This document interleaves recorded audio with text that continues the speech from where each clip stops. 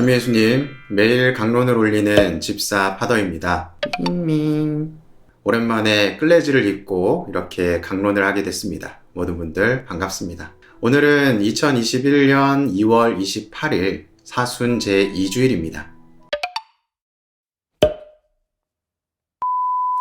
오늘 나오는 1독서의 내용은 창세기의 내용이 나오고 있습니다.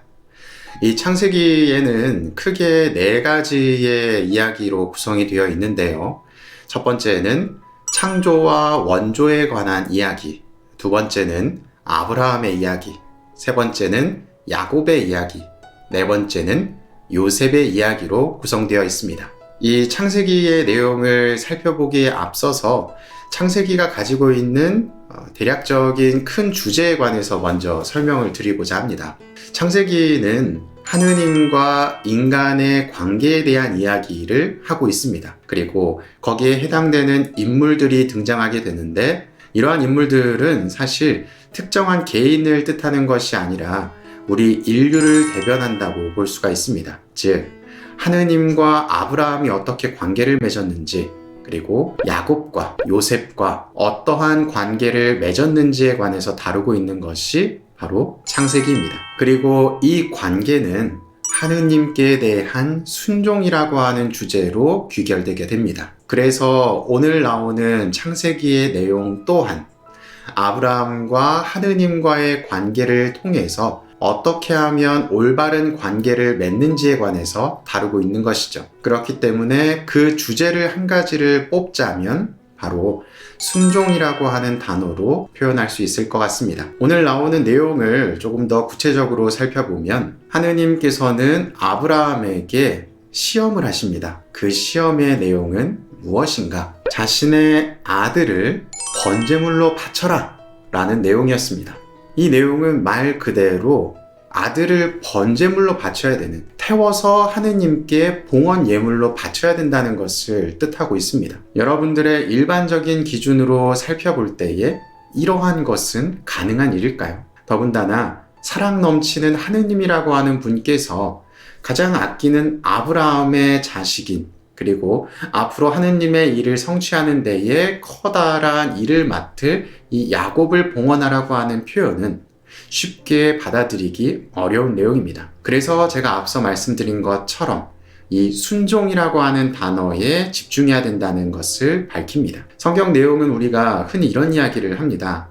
있는 그대로 바라보는 것이 아니라 신앙적인 눈으로 바라볼 수 있어야 된다. 이 내용도 여기에 해당됩니다. 단순하게 역사적인 사실로만 받아들인다면 반인륜적인 행동이 바로 오늘 창세기의 내용이겠죠. 하지만 앞서 말씀드린 내용처럼 하느님과 인간의 관계라는 측면, 아브라함이 인류를 대변한다 라고 하는 측면에서 살펴보면 우리가 하느님과 어떠한 관계를 맺어야 되고 무엇을 더 중요하게 생각해야 되는지에 대한 답을 여기서 찾을 수 있는 것이죠. 아브라함은 하느님의 말씀을 받아들여서 자신의 가장 사랑하는 아들이었던 야곱을 번제물로 바치려 합니다. 그런데 여기서도 한번 재밌는 부분이 있는데요. 아브라함은 성경에서 찾아볼 때에 대략 100세 가까운 노인이었습니다. 그리고 아이라고 표현되는 야곱은 아마도 10대에 접어든 혈기왕성한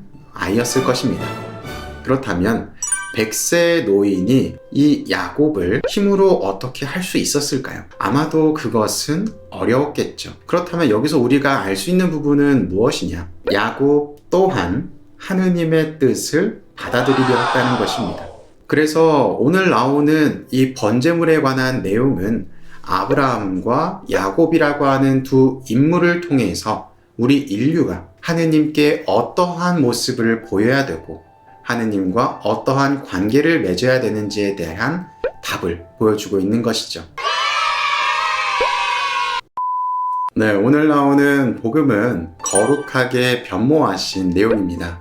무엇이? 바로 예수님께서 거룩하게 변모하신 것을 드러내는 복음입니다. 이 거룩하게 변모했다라고 하는 성경 내용은 크게 2가지 정도로 주제를 삼을 수 있을 것 같습니다. 첫 번째는 예수 그리스도께서 인간이 아니라 신적인 존재라는 사실을 제자들에게 드러내 보여주시는 것입니다. 그 방법 중에 하나가 바로 유다인들이 존경하고 있는 엘리야와 모세를 통해서 드러내고 있는 것입니다. 모세도 엘리야도 하느님의 이름으로 승천했고 영생을 누린다라고 일컬어지는 그런 인물들입니다. 그 인물들과 함께 예수님께서 함께 하시는 모습을 통해서 예수님을 따르는 제자들은 우리 예수님이 그저 그런 예언자가 아니라 우리가 믿어 의심치 않는 모세와 엘리야와 동등한 인물이구나 라고 하는 사실을 드러내고 있는 것이죠. 더불어 나아가서 하느님께서는 이는 내 사랑하는 아들이다 라고 하는 말씀을 하시면서 예수 그리스도의 존재에 관한 내용을 명확하게 드러내주고 계십니다. 그리고 이 말씀을 통해서 두 번째 주제인 예수 그리스도를 통해서 세상이 구원받을 수 있다라고 하는 주제를 던져주고 있는 것이죠. 우리가 믿고 있는 성경은 구약과 신약이라고 하는 가르침을 주고 있습니다. 그리고 이 구약이라고 하는 내용을 살펴보면 하느님께서 이스라엘 사람들에게 어떻게 활동했는지를 드러내는 내용입니다. 그렇다면 신약은 어떻죠? 예수님께서 활동하신 내용을 기록한 것이죠. 그렇다면 하느님에게서 예수님으로 넘어가기 위한 그 중간에 역할을 해야 되는 부분이 분명히 존재하겠죠. 권력이 넘어가는 것처럼, 왕권이 계승되는 것처럼 그 내용이 거룩한 변모에 해당되는 성경 말씀이 아닐까 생각됩니다.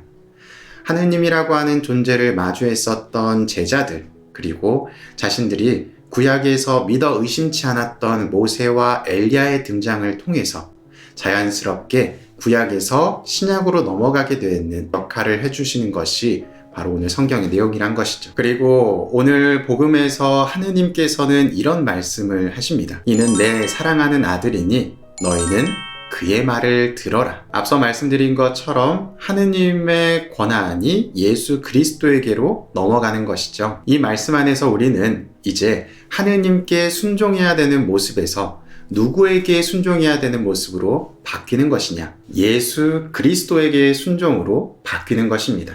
그래서 오늘 거룩한 변모에 관한 복음 내용은 하느님에게서 예수님으로 넘어가는 순종의 주체가 누구에게로 변화되는지에 대한 가르침이라고 볼 수 있습니다. 우리는 오늘 제2독서인 로마서 8장의 내용을 통해서 순종함을 통해 얻게 되는 믿음이 얼마나 커다란 영향을 미치는지에 관해서, 그리고 우리의 삶에 어떠한 영향을 미치는지에 관해서 알게 됩니다. 우리는 하느님을 믿으면서 자연스럽게 손해보는 것들이 생기게 됩니다. 세상 안에서 금전적인 부분도, 그리고 사람들과의 관계 안에서도 손해를 보는 경우들이 왕왕 있습니다. 그러나 내가 신앙인이기 때문에, 내가 하느님을 믿기 때문에 어쩔 수 없이 견디고 참고 있는 모습들, 그 모습들이 아무 의미 없는 것이 아니라 나의 삶에, 그리고 나의 구원에 커다란 영향을 미친다는 것을 깨닫게 되는 것이죠. 그 이유는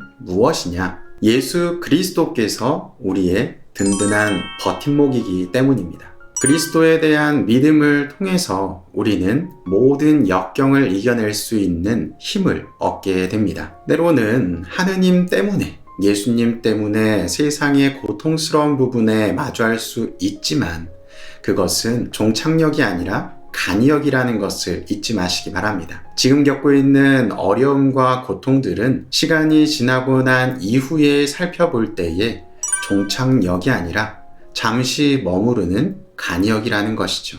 그렇기 때문에 우리는 오히려 더 순종하고 믿음을 통한 구원에 희망을 잃지 않으며 나의 신앙생활을 잘 간수해야 되는 것이죠. 하느님을 믿는다는 것은 사실 세상의 이득보다는 세상의 손실이 더 많습니다. 그럼에도 우리가 꿋꿋하게 하느님을 믿고 나아가려고 하는 큰 이유는 무엇인가 마지막에는 내가 얻게 될 것이 있기 때문이겠죠.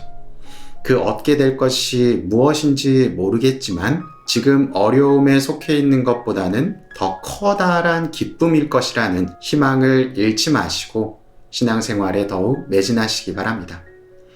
더불어서 사순 시기 동안에 내가 어떠한 모습을 보이면서 하느님께 순종의 모습을 보여야 되는지 그 부분을 깊이 있게 성찰하시면서 기쁜 사순 시기를 보내시기 바랍니다.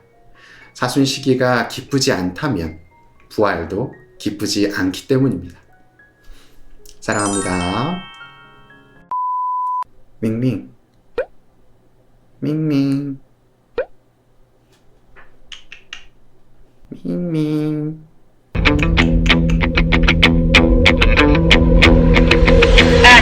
밍밍